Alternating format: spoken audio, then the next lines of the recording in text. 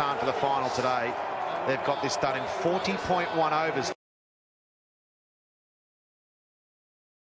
265. Chase down with ease. India coasting to victory in the end. The opening partnership was worth 87 between Shikhar Dhawan and Rohit Sharma. That would have calmed any nerves there might have been. Dhawan went for 46, but Rohit Sharma went to his 11th ODI 100, and he ended up 123 not out. Full of classy shots, as it was for the captain, Virat Kohli. Didn't get to 100, but he did go past 8,000 runs in ODI cricket. Mortaza did try and shuffle the pack. He just didn't really have enough pace or seam or spin or anything to throw at a powerful Indian batting lineup on a very good pitch here at Edgbaston. Match summary: India by 9 wickets with just under 10 overs to spare. Ian Bishop spoke to the key men. Congratulations to India on a winning and going through to the final of this Champions Trophy 2017, and we've got an award to present, and it will be presented, the Player of the Match award, by Mr. Anil Jairaj, the Executive Vice President of Star Sports, and that award goes to Rohit Sharma, who will receive his trophy, and also an Ookla watch presented to Rohit today. Thank you very much, Mr. Jairaj. Congratulations to Rohit as well. 11th ODI 100. Put this knock into context for me. How do you feel about it? Was a great knock, I guess, especially when it comes on a winning note. Always memorable when you win the game and score 100. I was the last 2 games as well. Was trying to get a big one. Unfortunately, couldn't get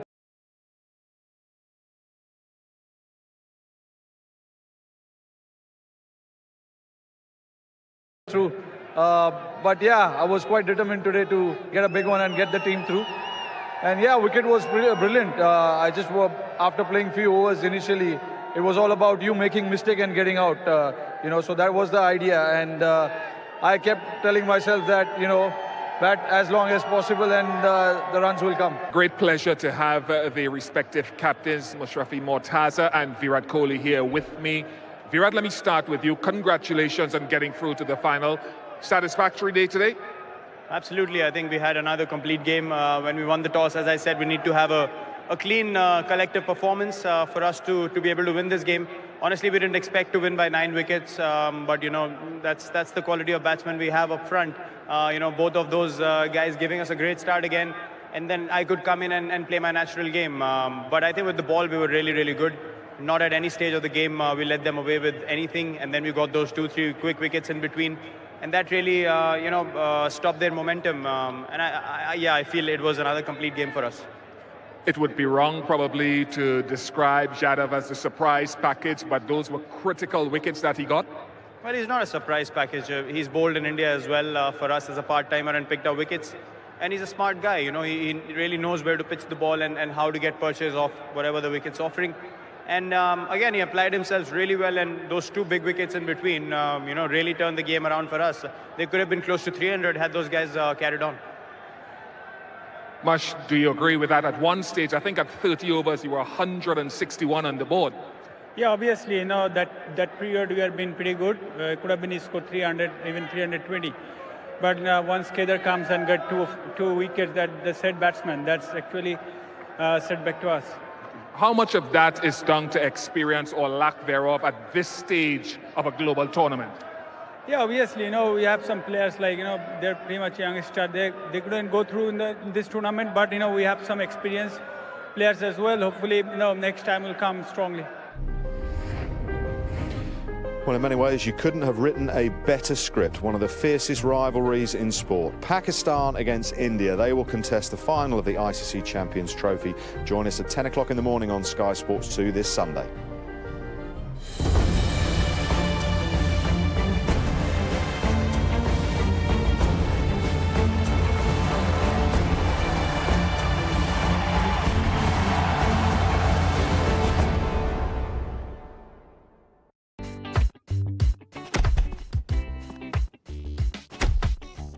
Taking taking you to the action. Sky Sports coverage of the ICC Champions Trophy. Sponsored by Southall Travel.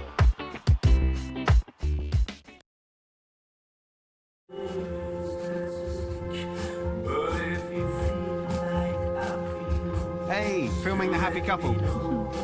Make sure you don't share that online, though, eh? Sorry? You know, sharing stuff from abroad, that can cost a pretty penny, can't it? I mean, it's bad enough having to pay to get out here. Not out here. This is magical. I was just talking about her. Oh, no. There's no roaming charges anymore. No roaming charges. Hey. Excuse me. Use your phone like you do at home with the UK's best network for roaming. Vodafone, power to you.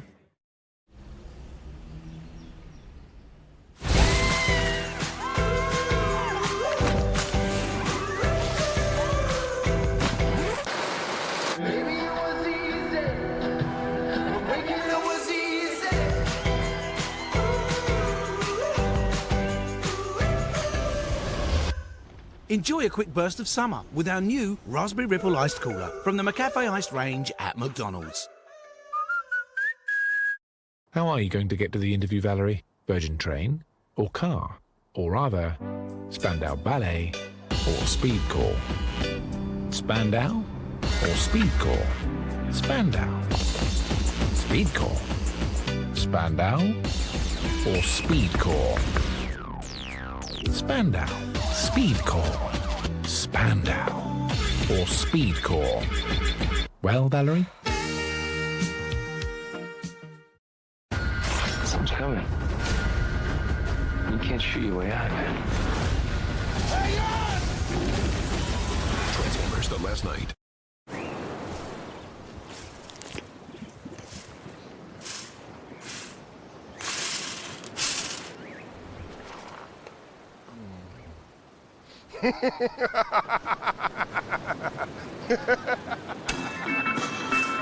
Discover the rainbow. Taste the rainbow. We get deals on everything, but I tried to borrow some cash and got knocked back, so when I did get an offer, I wobbled. I nearly took it, but I tried 118 money. Everyone should. Felt like I had a choice. You are not alone. We are alone.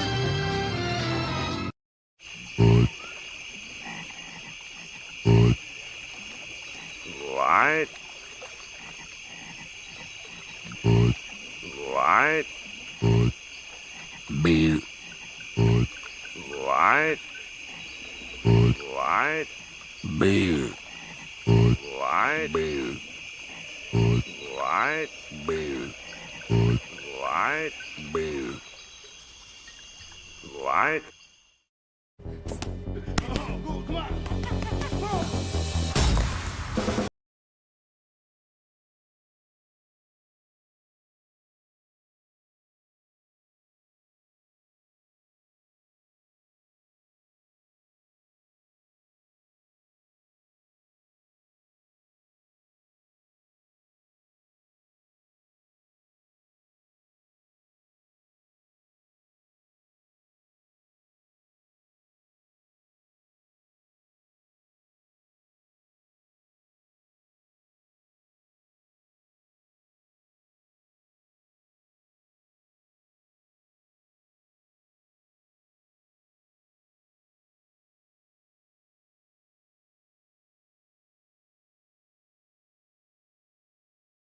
One of the most watched cricket matches in history just down the road at the Oval.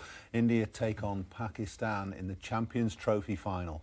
With me to discuss all that and plenty more, a writer and broadcaster Mike Selvey, the Sun's John Etheridge and Tom Colomosi of the London Evening Standard. Plenty to come from the guys. When, as usual, we've just gone through the headlines of the Sunday papers. In The Observer, Vic Marks has a couple of pieces. Pakistan pace trio are the best hope of a finale to savour, and England fail the pressure test and have too few chances to atone. We'll talk about that a little bit later in the programme, England's post-mortem. In the Mail on Sunday, Pakistan's cornered Tigers can give India a run for their money, and Stuart Broad has got a column as well. He can't wait to pull on a shirt again. That's an England shirt, of course. In The Sun, John Etheridge has a piece entitled Fanati Kohli. They're good with their headlines, The Sun, aren't they? Battle Royal is the headline in the Sunday Times, headlining Simon Wiles' preview of the final. It's Women's Sports Week as well, and there's a double-page spread in the Mail on Sunday with the three England women captains there, Steph Houghton, Heather Knight and Sarah Hunter. There's cricket, football and rugby World Cups, or European Championships in one case, coming up, and the Women's World Cup Cricket World Cup starts next Saturday. In the Sunday Telegraph, Michael Vaughan, batting prowess gives India the edge in final to savour, and England require a quick fix on strategy and selection, says Shield Berry. That's with the T20s coming up next week. We're going to concentrate for the first part of the programme on the Champions Trophy and the final.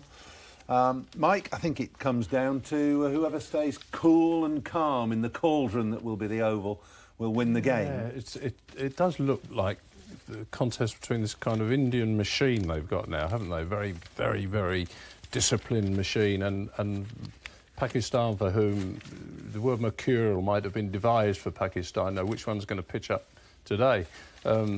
We've seen both sides, haven't we, in this tournament? You know, we've seen them absolutely dismal and think they're no hopers, and suddenly, bang, they get on a roll, and they're terrific. So, you know, if that one turns up, then we're in for a really good game.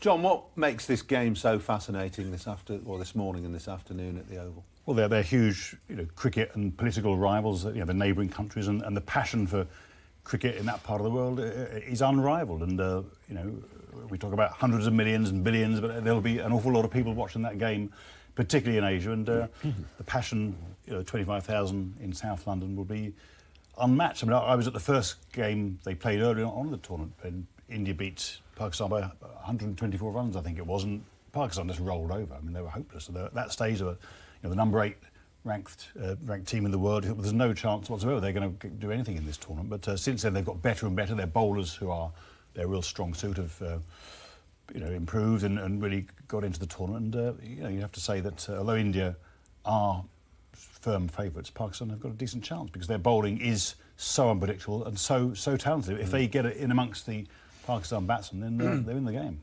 Tom, they play so few games against each other for all the reasons that John has just said. This is why this game is so important to both teams. Exactly, and I think Mickey Arthur said after the first game that Pakistan had been possibly a bit overawed by India, so he'll be hoping that that doesn't happen again.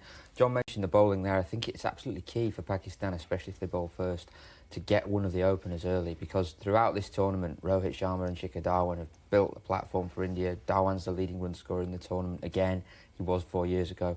So if they can get Kohli to the crease early, that might be a good opportunity for them to break the back of it. But if they don't, you can see it being quite difficult. How are Pakistan going to stop themselves getting overexcited?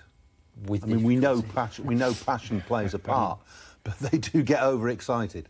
But sometimes, I was speaking to James Taylor about this for his column in the Evening Standard the other week, and he said that when they're really excited, that's when they're at the most dangerous. He said sometimes they can lull you into a false sense of security because not much will be going on, batting will seem quite easy, but you'll get a wicket will fall, and suddenly they'll be on top of you, their fielding will be sharp. I mean, we were in Cardiff, weren't we? Their fielding was incredible for what we've become used to from Pakistan teams. It was superb. Well, they got increasingly excited against England once they'd started to peg England back in Cardiff, didn't they?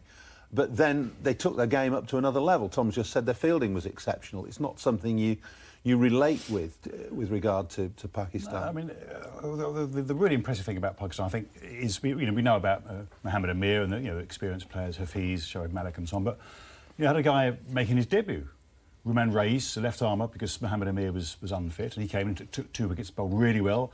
The left-handed opening batsman, Fakar, he's came in and made a couple of 50s and a 30, both all much better than a runner ball, and just blazing away. I mean, against Sri Lanka, he took a big swing, top-edge 6-wicket, flying out of the ground. I know it's short boundary down at Cardiff, but I mean, these guys, he's come in, his first 3 one-day internationals he'd ever played in the Champions Trophy. He's made 2 50s and a 30, and got his team off to a flying start each time. So it's not just the well-established, well-known players; it's the new guys coming in and immediately making their mark.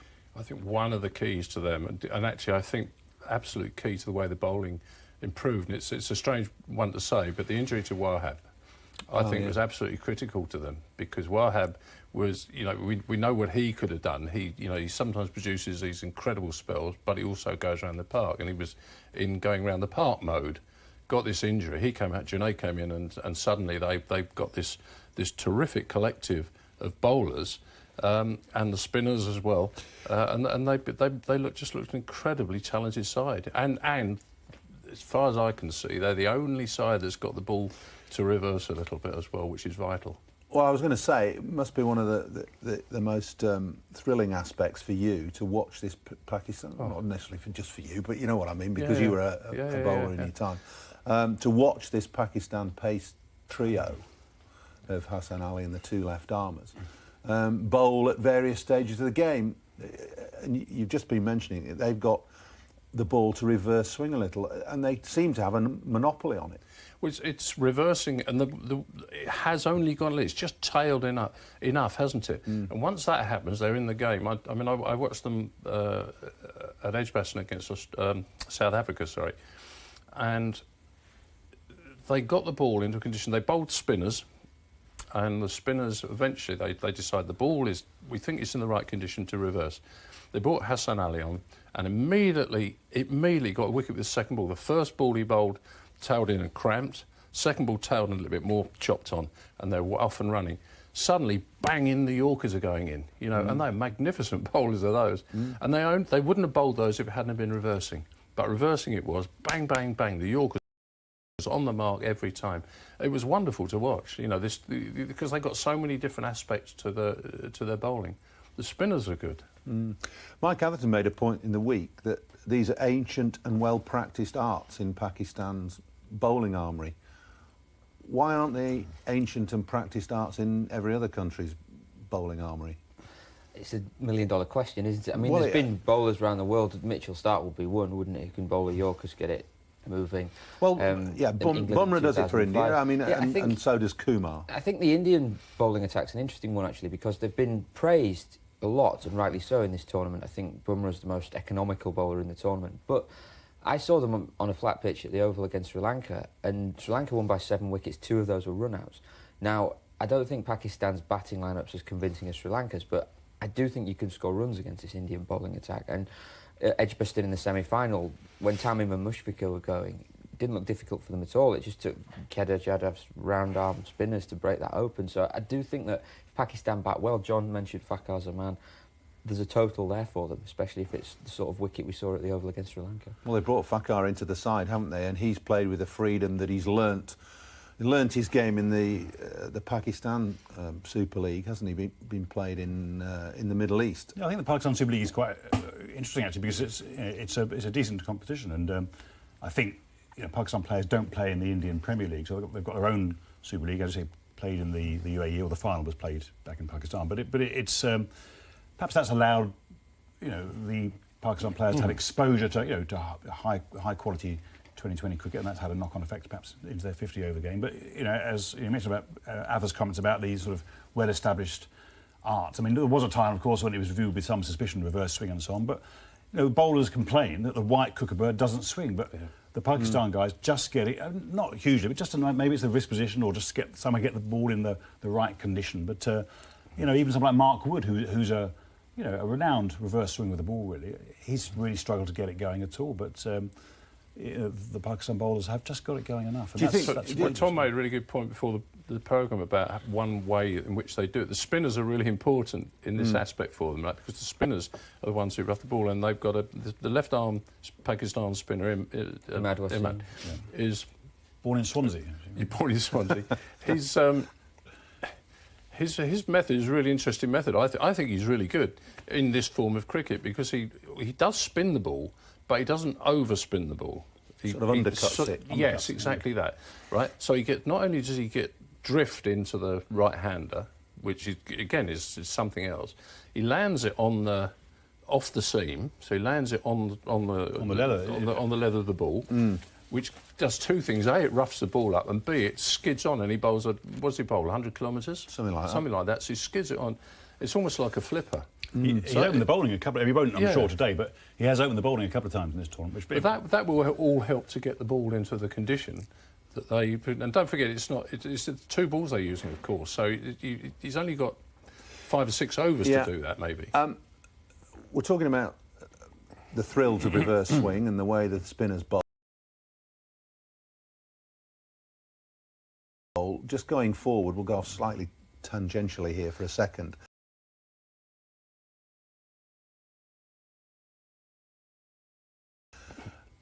Wouldn't it be a better idea to get a more scuffed up ball in one-day cricket, in 50-over cricket, going forward from here? If we've learnt anything, perhaps it may be to, I don't know, to go back to 1 ball, perhaps, or to start. It's got to be the right ball. It's got to be the right ball. I have a whole big bee in my bonnet about the ball, right?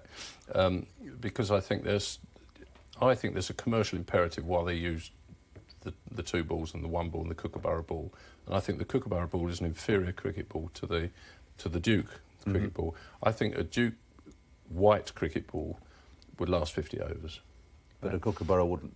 No, goes soft very quick, doesn't it? The seam goes soft. Yeah. So I think definitely I agree with you that I think 1 ball would be a much better option. Here's another thought for you, right? I think we're going to talk, are we not, about the pink ball later on? Yeah, later on. We'll not steal the pink ball's thunder at the moment. No, I'm not going to jump the gun on that, but there's a point I want to make about that. Well, we'll wait with bated breath. We will baited. We will. Let's get back to the Champions Trophy final. That was my fault for going off-piste. Let's get back to the Champions Trophy final. India could be accused, I think, Steve Smith accused England of being slightly formulaic and knowing what was coming. Are India a little bit like that in the way they approach games? Tiny bit. I mean, it's very efficient, isn't it? Well, it's yeah. I mean, Tom said they get off to a sound start. I mean, every time pretty much they've had an opening partnership, haven't they? Yeah. 50 for naught after 10. They scored a few more against Bangladesh the other day, but it's generally 50 for naught. Generally speaking, it's solid, isn't it? It's almost a throwback, isn't it? Yeah. The solid start, build a middle order, and then smack it at the end. In the power play at the end. It was interesting because Kohli actually said in the press conference after Bangladesh, he referred to needing to be boring as a team, which if you're an ICC marketing guy, you're probably not thrilled to hear that word used. But that's it. I don't think boredom will be an adjective used to describe today's activities, though. Certainly. No, this is a marketing man's dream. But it was interesting that Kohli should say it. You know, they have all these flair players and batsmen who can whack it a mile that you'd pay to watch just then, but that Kohli used that. It is this quite mechanical way that they go about their 50-over cricket. John, India have got the kings of cool, though, when it comes to playing in pressure situations. MS Dhoni, who's no longer captain, but has seen his side through to World Cup wins. Kohli is perhaps the new Dhoni and the new Tendulkar, cool and calm. I mean, Kohli's the best chaser that we've ever seen in one-day cricket, isn't he? And you know, he is up. You know, the sort of dynasty of icons, I suppose, that was started by Sachin and inherited by MS Dhoni now is very much in Kohli's hands. If they win today, they go top of the one-day rankings. They're already top of the Test match rankings. So, you know, that doesn't bother them, does it? No, it doesn't. But you'll have a player here who's led his team to the top of the charts in Test cricket and one-day cricket simultaneously, and is arguably the best batsman in the world as well. So you can understand why he gets so much adulation back home. I mean, and he's a handsome bloke and all the rest of it, and he speaks well, and he's the perfect package for Indian cricket, isn't it? And you know, he's super cool. I mean, he struggled on India's last Test tour here, but he scored very heavily in this tournament. So I mean, that's the one thing, isn't it? He is one of the top players in the world. Of course he is, but he's not one of the world's top players in this country. He hasn't been proved. So he has got a point to prove. Yeah, certainly when India come back here next for a Test series, he'll have a huge point to prove, won't he? But he's been scoring heavily in this tournament. It'll be fascinating, that, especially with the furore caused by what Jimmy Anderson said during the Test series in India when he said his technique wasn't quite built for English cricket, and then Ashwin gave him a serve, didn't he, on the outfield? So something that really adds spice to that series, if any needed. But India have been slightly adaptable, haven't they? They started off by thinking that Ashwin wasn't going to be the man, or one of their bowlers, and they've brought him back into the side. So they've got the Ashwin Jadeja spin, and they've got Kedar Yadav bowling similarly to Imad Wasim, those slingy off spinners rather than left. Yeah. He got 2 or 3 important wickets against Bangladesh in the semi, didn't he? But yeah, and they got. I mean, I suppose they sacrifice a little bit of pace. They've got Pandya who fills the third seamer's role and hits down the order as well. So they've got most areas covered. And yeah, I mean, as strong and unpredictable as Pakistan's bowling is, you'd certainly fancy India to win the game. I thought you were going to say stable there, just for a dreadful bit. Yeah, I mean, when it comes to trying to predict a result, it's pretty nigh on impossible when you've got Pakistan as one of the teams, because you just don't know how they're going to play. But all things being equal, you'd think India will be too strong for them, wouldn't you? I'd think so, yeah. It's not been a great few months for predictions, has it, all round? So my head tells me India will win the game. It'd be nice to see a last over finish. We haven't seen a last over finish in the whole tournament. There hasn't been that many close games. We had a bit of rain early on, didn't we? But it'd be nice to see a real last over thriller, wouldn't there's a feeling amongst some of the observers, one not a million miles away from this chair, that you get one really top 50 over game in 10. So we might be on for one today. Hopefully, we've had a couple in this tournament, haven't we? Maybe not the last ever finishes, but I think Sri Lanka, Pakistan, Sri Lanka, India, they were both enjoyable games. I just wonder, I tend to agree with Selva about this, I just think there's too many runs in that Indian batting lineup, and I'm not sure whether Pakistan bat first or they chase. I'm not sure they can get enough runs to challenge India. I mean, Cody made the point the other day, I mean, about the lack of close games, is that you would expect, if top teams are playing each other, there'd be close games. But his point was that teams are so good these days and so ruthless. Once one team gets on top, they absolutely nail down the lid, and it's very difficult for the other team to come back into it. So that's why you're getting quite one-sided matches, because one team sees the initiative and then doesn't relinquish it, and that's absolutely being ruthless. It's pretty good cricket in a way, then, isn't it? Yeah. You have a having theory? said it, no, it's not a theory at all. I was just going to say that I said my head says India will win this. I do have an affection for Pakistan cricket, and I think it's so good to see Pakistan cricket with everything they go through and have been through, to be able to never play. To Well, I this. haven't played at home for what now? Best part of 10 years. Yeah. They've promoted their own Premier League of 2020, Yeah. but it's outside the country. They played the final inside Pakistan, which was a triumph. Oh, I went to it. Yeah. It was. And yet, when you think about it, they're up against all the stars of the IPL with 10 IPL tournaments behind them, all these Indies, used to this pressure, used to 50, 60, 70,000 people in the ground.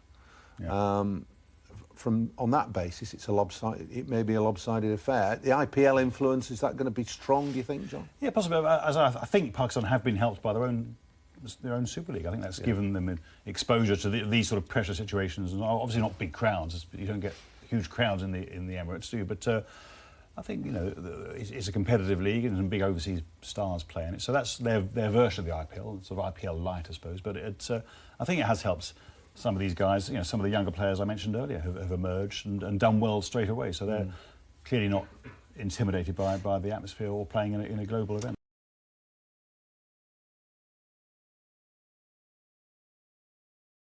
All hoping then for a fantastic Champions Trophy final, which you can see directly after Cricket Writers on this channel. We're going to take our first break. When we come back, we'll be having a look back at England's performance in the Champions Trophy and the tournament overall.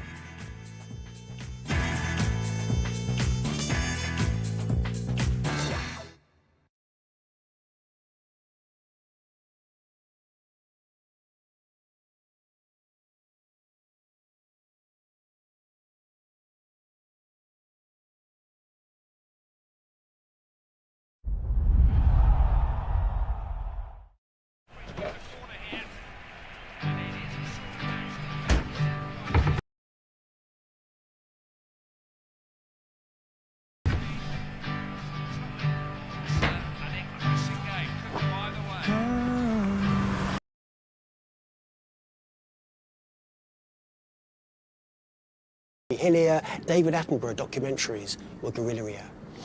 Not impressed. Dad, now is best. You had hi-fi, we have Wi-Fi. And I am struck with wonder, because they're talking from down under. I'm FaceTiming New Zealand and I'm filling up with feeling. OMG, Dad, are you crying?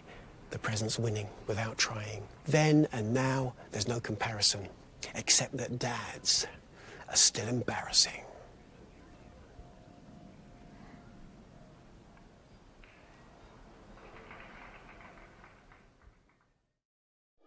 Celebrating the 100th anniversary of the House of Windsor this year, a new £1 crown coin has been issued by the Gibraltar government in strictly limited edition.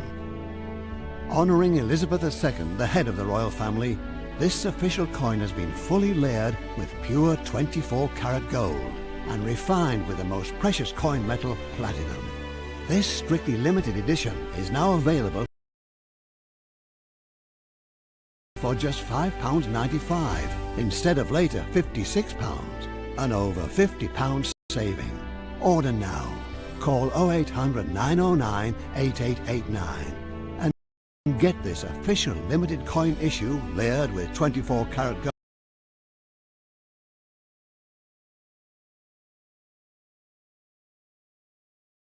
gold and platinum for just £5.95 plus £2.99 post and packaging.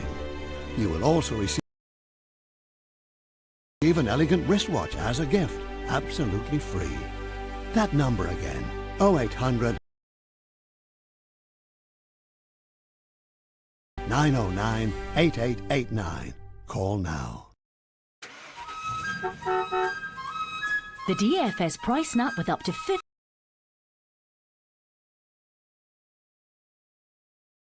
off sofas ends soon. The Saint double recliner is now just £799. Like all our sofas, it's handmade to order and available with 4 years interest-free credit. Better be quick. The price snap ends soon. DFS.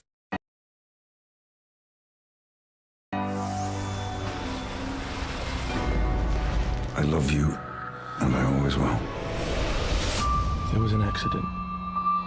He's dead. What if this wasn't an accident?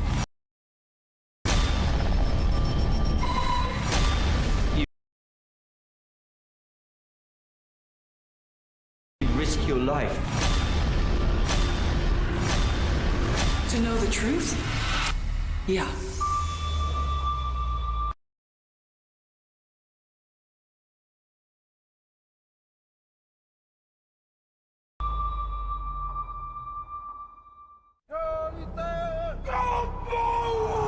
The Lions Tour, first test, starts Saturday, 7:30 a.m, live only on Sky Sports.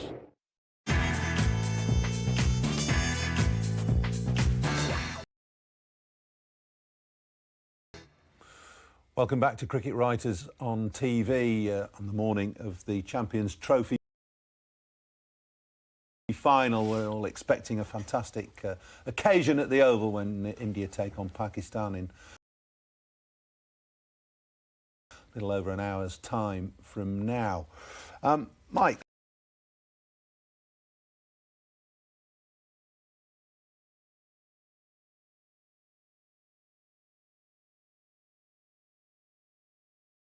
The only thing you could change if you wanted to make it just a little bit more as to go, is to have a thing like you have in the IPL, perhaps, where you have that sort of qualifier and then one through the final and the playoff and that works quite well. But that's a little bit of a novelty twist to it, I guess. That's to get an extra game in if you you know, if you quite like the extra advertising money, if you want to be frank. But I like it. Yeah, I think it's a good competition. Yeah, it's worked well despite the weather in England being slightly fickle through the early part of June. I mean, you know, there was some rain, wasn't it, the first week or so, and I think it's kind of, you know, Champions Trophy. What does that mean? I sort of often refer to it as the mini World Cup. It's sort of got a slight identity problem. You know, it's not a World Cup, but so what is it? It's a sort of World Cup light or whatever. You know, so it's not quite. got its own sort of identity. But as you've said, it's concise, all done in 3 and a bit weeks. Every match means something. It would have been nice to have some tighter finishes, but it's a good event, and I like it. Whether it carries on, we're never quite sure. It seems to be on the doomed list for quite a few years, but I'd like to see it carry on. It was going to be pushed to one side for the Test Match World Championship, which would have been, the 2013 originally, and then we had a Champions Trophy in this country, another one this time, and I believe the next one is due in India in 2021, so there should be at least one more. I do wonder about the selection of venues, though, this time. I know they're the same venues as last time. We were talking before the programme, weren't we, that maybe geographically it works because you've got that triangle of London, Cardiff, Birmingham, but further north, Nottingham, Manchester, Leeds, these are places where, I think you've got bigger crowds, you've got more enthusiasm for the game, and I'm just not sure that Cardiff works as an international venue. It's just a personal view, but I'm just not sure it does. What about taking the tournament forward and extending it and having it in 2 years' time or 4 years' time? Do you think it's gained yet another reprieve? Well, I believe in 2021 there's due to be another one in India. I think it's on the calendar, so they'd have to actually move that off. This time they built another one in, didn't they? And in 2013 to replace the World Test Championship, and with that tournament, I think there's ICC meetings later this month, but it's expected to be confirmed to be a World Test final rather than a World Test Championship, so that's just 5 days at Lord's. Well, I think it's been a pretty successful tournament, and the consensus is that it has been just that, and let's hope that the final this morning and this afternoon, will be a fitting finale. Let's move on to England's 50-over campaign, and they've got to set their sights now on the 2019 World Cup, which is going to be staged in this country, and then future 50-over competitions beyond that. Vic Marks in The Observer today says the sad truth is that England have just completed one of their more successful 50-over campaigns in recent years. He's right in a way, but it's not successful. It's not as successful as England would have hoped. No, it was successful up to a point, wasn't it? Well, yeah, up to the point they lost. But there we go. Yeah. Well, up to the point they lost, it was very successful. They played some superb cricket, didn't they? And then it totally flunked that match in Cardiff. But is it disappointment rather than despair, because things are going in the right direction? Oh, crikey, yeah. Yeah, I mean, you don't tear up the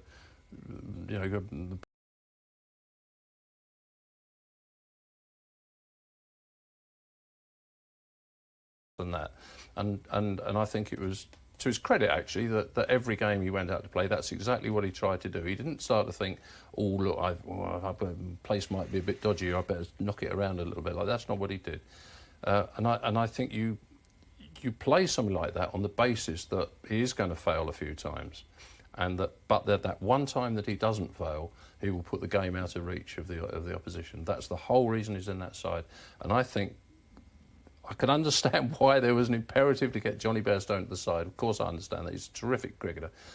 But I do think it upset the momentum of the side initially at that point. Yeah. Interesting theory. Do you think that affected England's lack of adaptability? We've seen it twice in recent times. We saw it at Lord's against South Africa in that 3-match series when they were, 20 for 6? Yeah. And then we saw it again at Cardiff on a completely different pitch in a different set of circumstances. Yeah, the one at Lord's was different, wasn't it? But it was nibbling around, and they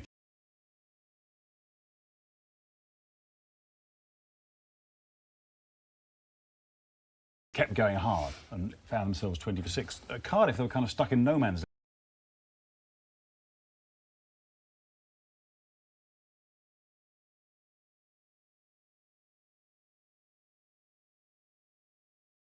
land. They couldn't work out whether to go hard, which is their normal method, or be more watchful and try and accumulate and make sure they got some sort of total.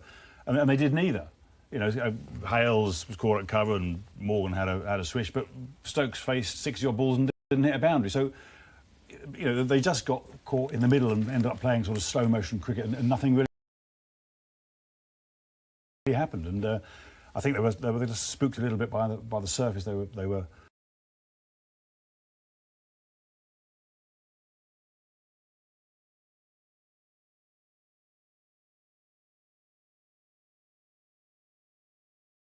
caught on and were unable to adapt. I don't think the Jason Roy thing made any difference at all, really, to be honest. I mean,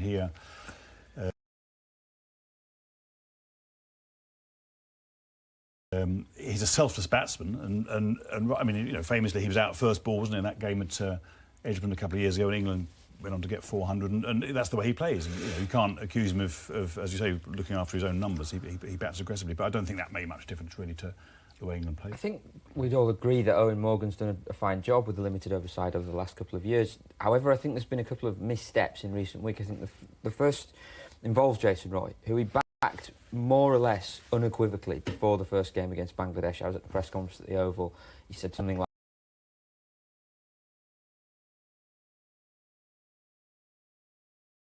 I don't see any circumstances in which there'd be a change in the tournament. I think it's always wise when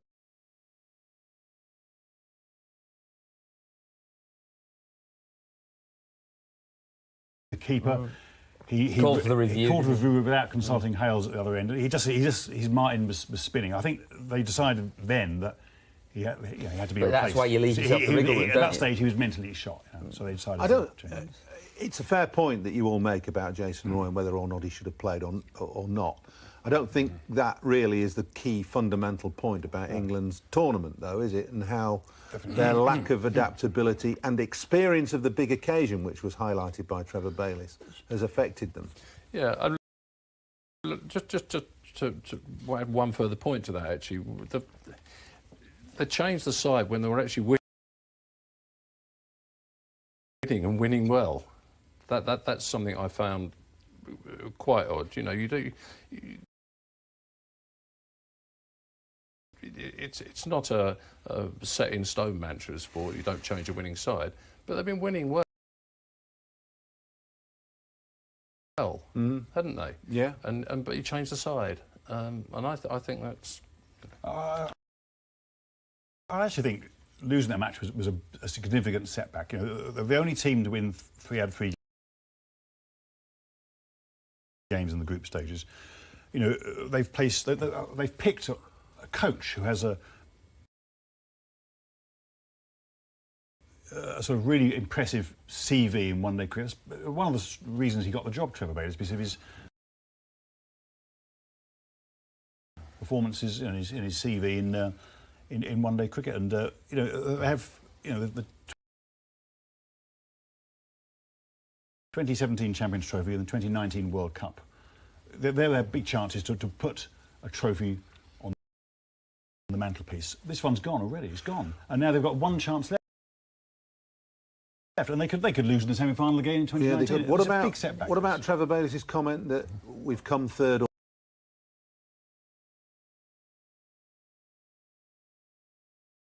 or fourth? That's about where we should be. That's a cop-out. That's a cop-out. It is.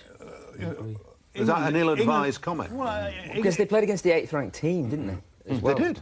That's England were impressive. England should be playing in the final today. Is there there's a theme to Vic Marks's piece in The Observer, and he goes back to the World Cup of 1983.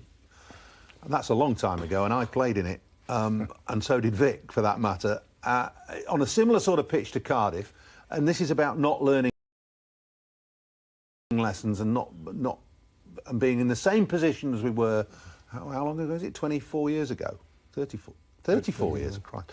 Anyway, it's a long time ago.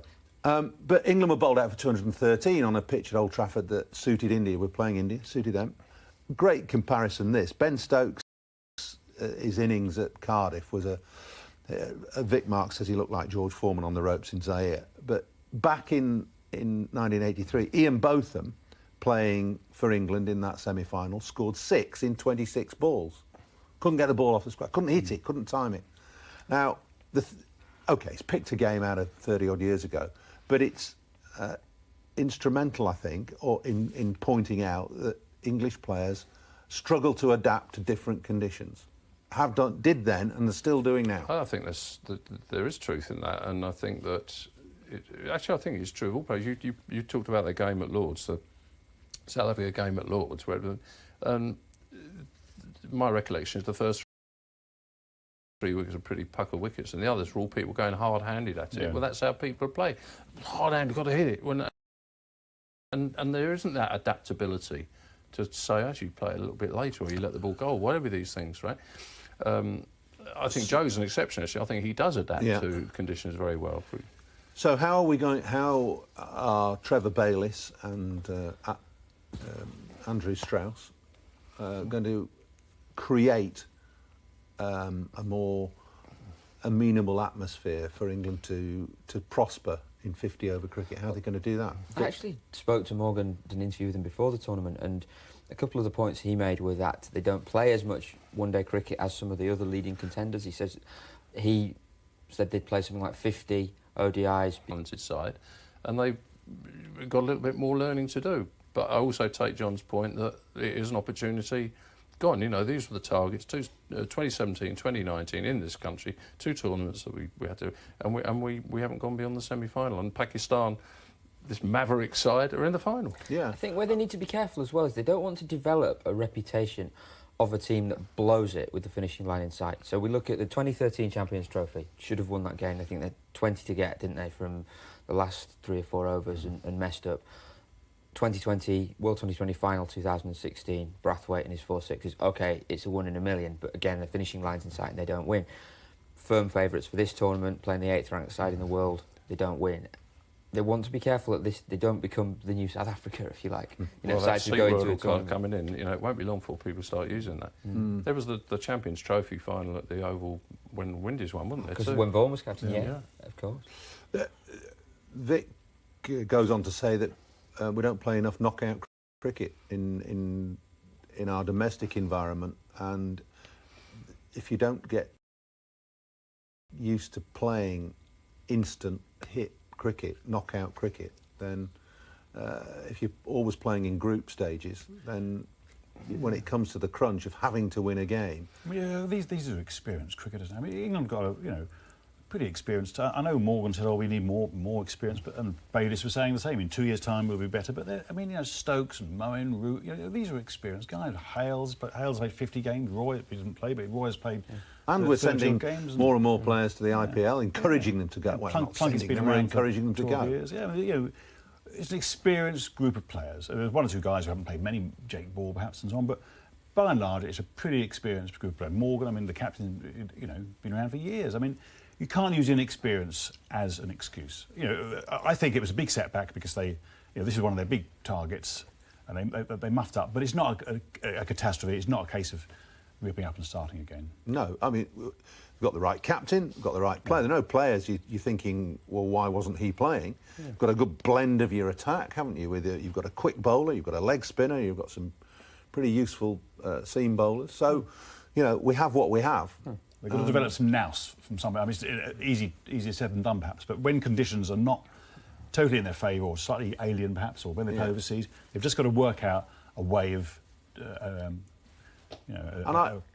I like the shout from Trevor Bayliss about the next generation putting their hands up for selection in 2019.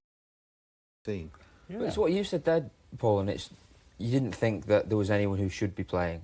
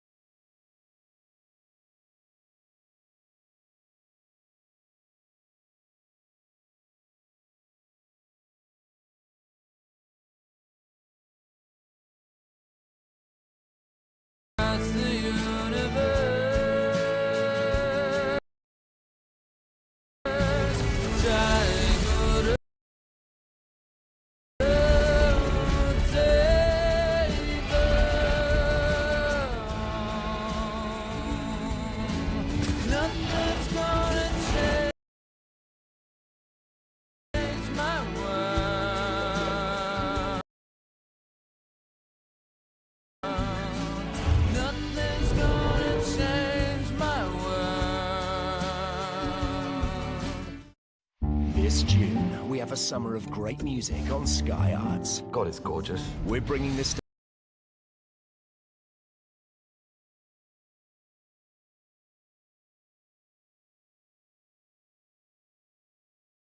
stage to you with exclusive coverage of some of the best bands in the world from the Download Festival and live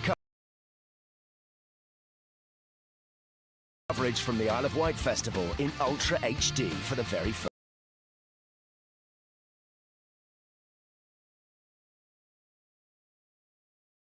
time. Let's hit the road. Brian Johnson talks rock with Robert Plant. 2 brand new Beatles documentaries take an alternative look at the greatest rock group in history. It was just mad, but you know, out of mad ideas, great things come. And we head to the Sydney Opera House for some outstanding productions. Part of a fantastic music lineup this June, exclusively on Sky Arts.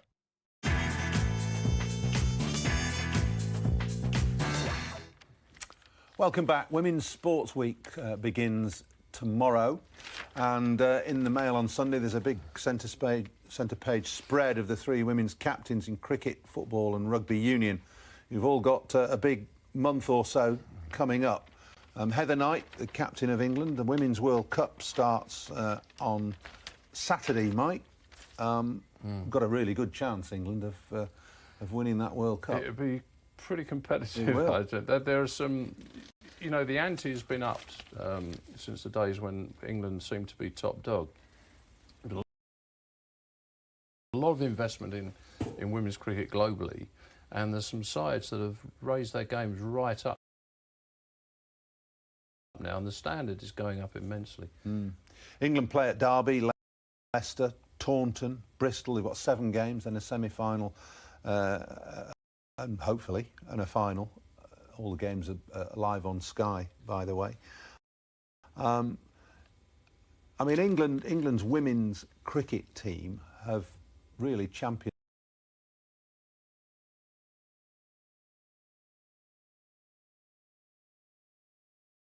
really wonderful cricketer, and I'm so pleased that she's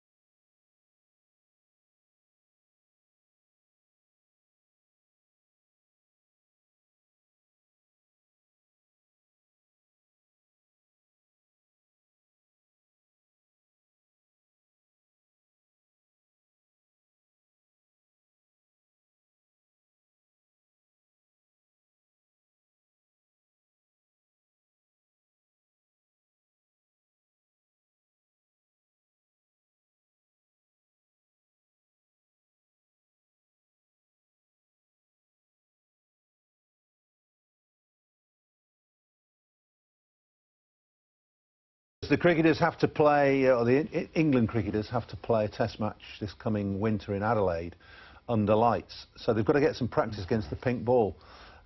We had a bit of an experiment down at Chelmsford on Friday when Stuart Broad saw a pink ball for the first time and bowled one, and it was a rip snorter. I'll tell you, only bowled 1 ball, but it was about 95 miles an hour, and it shot through past Luke Wright's nose before he'd seen it. But I got hold of the ball, Mike, and I'll come to you first, and I thought, this is a great ball. It just felt right. It was bright pink and it had a black seam, proud seam. Yeah. And it's I think it's going to help the bowlers. I really do think it's going to assist them, certainly in that sort of twilight period. And it's a Duke ball, isn't it? Yeah, Duke. Yeah. We go back to that. We go back to that. Well, you've got a problem. Or not a problem. No. There's an anomaly between the quality of the balls. Well, there's certainly that, and I think there's an anomaly between the actual thinking about the pink ball and the white ball, right? Because here's the thing, right? We've spent 40 years probably playing floodlit cricket with a white cricket ball, and yet the minute they're thinking about playing day-night first-class cricket, they go to find a different coloured ball, right? Now the argument that was given to me was, oh, but they're playing white clothing. I was like, for goodness sake, you're talking about playing under lights, different thing. Using a white ball from either end, right?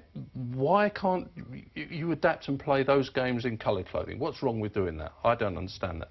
But then taking it one stage further, if this pink ball is so good and lasts 50 overs, why aren't they using the pink ball in ODI cricket? In all cricket? In all cricket then, whatever. Why? That's a very good question. Why, John? You tell me. Well, I don't know. Come on, you guys. Well, why? I think because they want to retain as much of the essence of Test cricket as possible, even when they play under lights, and that, as you say, means white clothing. That's the reason, I think. They want to make it feel and look as close as possible to what we believe is Test cricket. We've got the first home day-night test this summer as well, haven't we? That's Before Birmingham. they go to Adelaide, that's in Birmingham. And one in Auckland. We've got three pink ball tests in 8 months. Having never played any, I mean, some of them will have played the MCC game in Abu Dhabi, which has been going on for some years. So it's an obvious initiative for the ECB to say, right, we've got to have a round of county championship games, get everybody who can possibly playing in it. Although it's about, That's a good idea. it's about 6 weeks, well no, probably 8 weeks before the match itself takes place at Edgbaston. But it's the only time they can fit it in when everyone's available to get some pink ball practice. Well, why don't we use the pink ball in ODI cricket? I don't know. If it's so good and it lasts 50 overs. I then agree only with need you. one Or why ball. don't we use it in T20 cricket? They're a perfect opportunity to use the ball over an extended period. If it gives I wonder the why bowlers a bit of nobody's help. thought. Why has The nobody governing thought of that? bodies are oil tankers, aren't they, in the end? What, slow to stop? Yeah, and slow to turn. even if an idea seems to be good, they have to trial it and trial it and trial it, and then they might consider doing it in a few years' time. I mean, look at other sports, football, how long it's taken for video technology to come in, for example, even though it was blindingly obvious that it would assist in goal line decisions. So it's not something that they're going to snap their fingers and make. They've tried yellow balls and green balls. I think green balls. Orange. Orange. We tried orange balls in a one-day competition many years ago. I remember bowling with that. Yeah. I mean, swung round corners and I couldn't swing it. I mean, Gary Balance, for example, he can't see it. He's colourblind and he can't see the pink ball. I mean, I spoke to him a week or two, and he's been trying lenses and glasses. I think he's going to play wearing glasses. He's got some glasses. Which it allows him to, the pink ball with the black seam is easier for him to see. But he has got a little bit of a chance of playing for England this summer, especially with Joe Root as captain. Root likes Balance. He's in super form. Yeah, he's been talked about.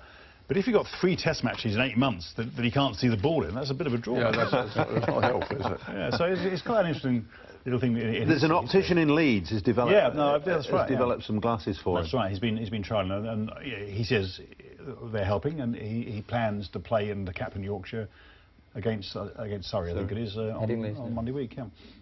Okay, so the pink ball we think is a good idea, and as far as Mike Selby's concerned, it should be adopted in all forms of the game. If it's that good a ball, and you can use it from one, if it lasts 50 overs, you only need one ball, don't you? We've seen it zip around a bit in Adelaide, haven't we? Those test matches terrific. don't last so long. Yeah. What about the concept of day-night cricket throughout the world, but especially in England? Is it going to work in England? It's not. It doesn't fit. I've never liked So it. dependent on the weather. I think it's so dependent on the weather. It's like the When it's warm enough, it's light enough not to need. the 2020 tournament as well, because what you're trying to do is not only attract people who've been to work, but attract the casual fan as well.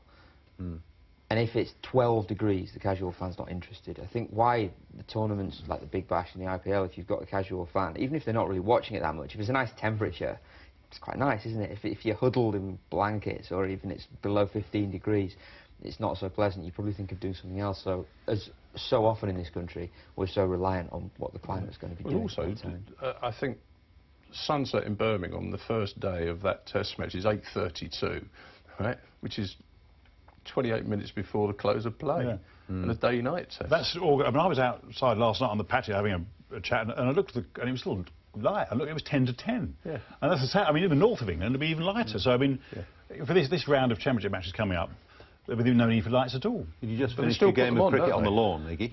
No, a bit of croquet.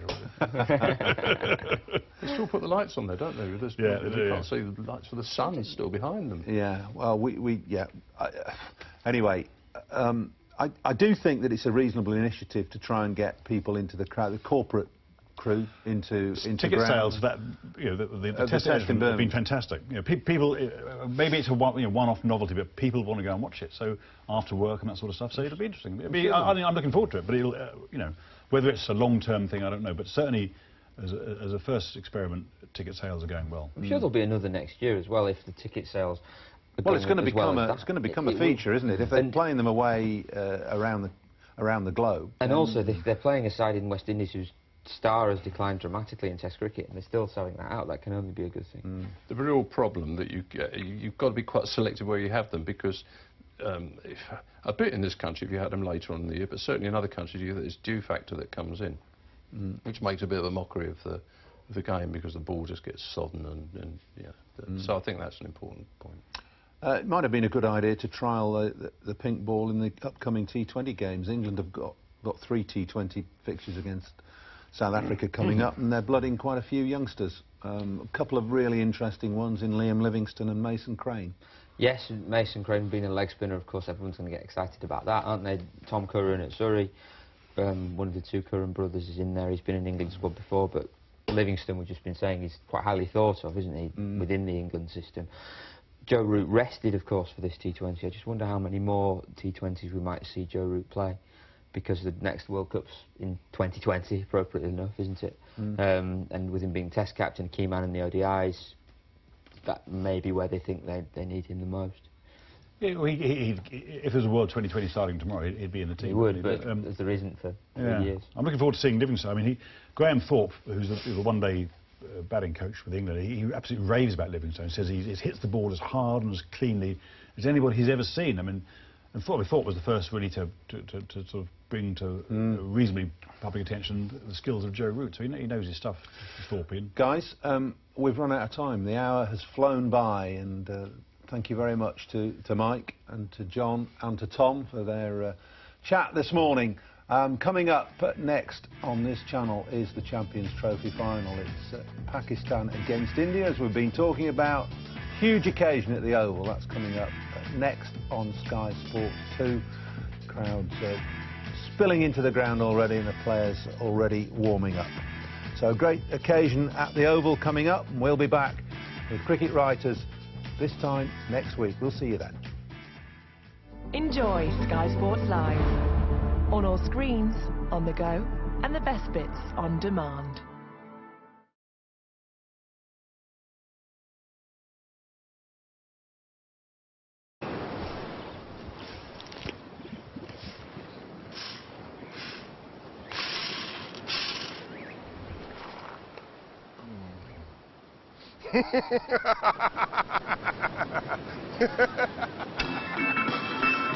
Discover the rainbow. Taste the rainbow. You guys need money. Let's start an illegal casino. We're gonna make crazy money. I love this so much. The House in cinemas June 30. Oh, how you long to get away. With Apodo prices, you can swap the city blues for the azure blue seas. Search, book, travel. Apodo.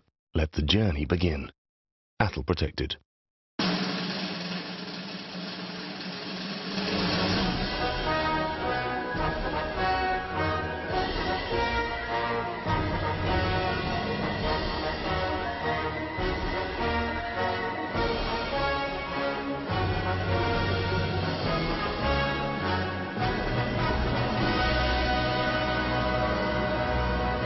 Enjoy a marvellous midweek with Bird's Eye Inspirations. When I grew up, we had a lot of opportunities to better yourself. I just thought, right, I need to do something with my life. Since I've joined the Navy, I've never looked back. I've managed to achieve more than I ever thought I would, whether it be making the rugby team or getting my first medal. What makes me proud is making others proud of me. In what other job would you get to play at Twickenham in front of 82,000 people? I was born in Bridgend, but I was definitely made in the Royal Navy.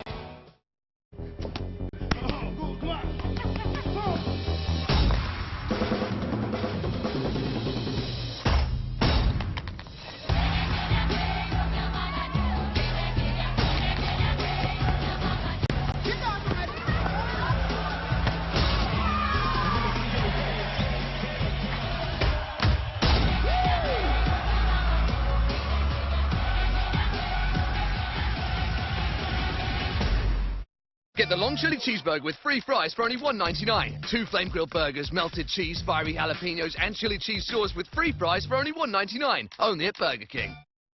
This June, we have a summer of great music on Sky Arts. God, it's gorgeous. We're bringing the stage to you with exclusive coverage of some of the best bands in the world from the Download Festival and live coverage from the Isle of Wight Festival in Ultra HD for the very first time.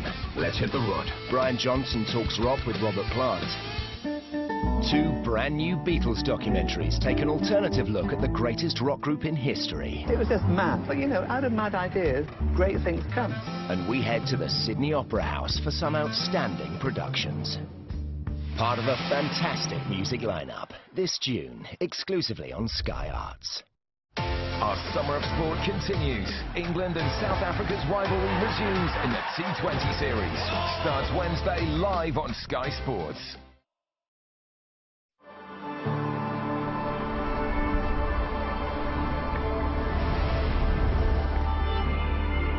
You're watching Sky Sports 2, your home of cricket.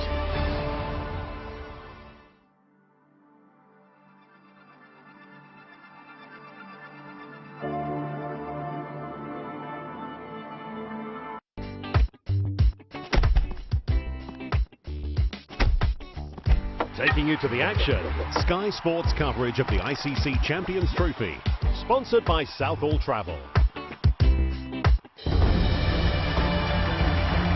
Trophy shared between India and Sri Lanka. West Indies courageous. Champions Trophy belongs to the Australian team. 2013 India.